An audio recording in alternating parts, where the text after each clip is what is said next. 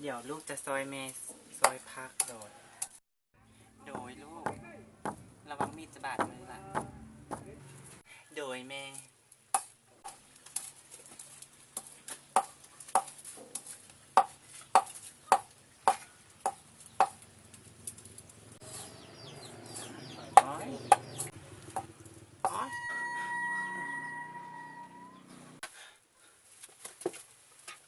เบิ่งแม่เบิ่งดู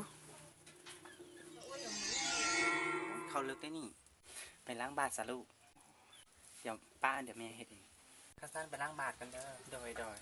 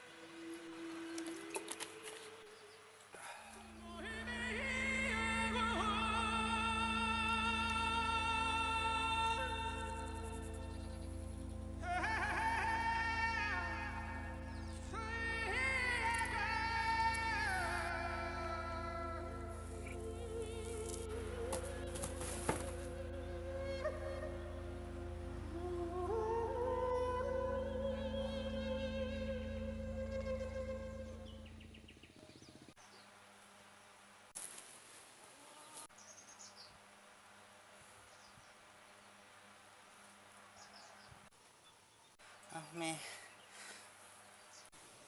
ลูกเป็นยังไงลูกกับบ่ฮู้แม่ลูกนางอยู่ดีๆก็เลยวูบลงไปเลยพอตื่นมากับอยู่บนนอนนี่แหละลูกคิดว่ามันต้องมีบางสิ่งบางอย่างในนอนแม่ลูกจะต้องหาคำตอบให้ได้ว่ามันมีอย่างแท้คิดไปใหญ่แล้วลูกบ่มีหยัง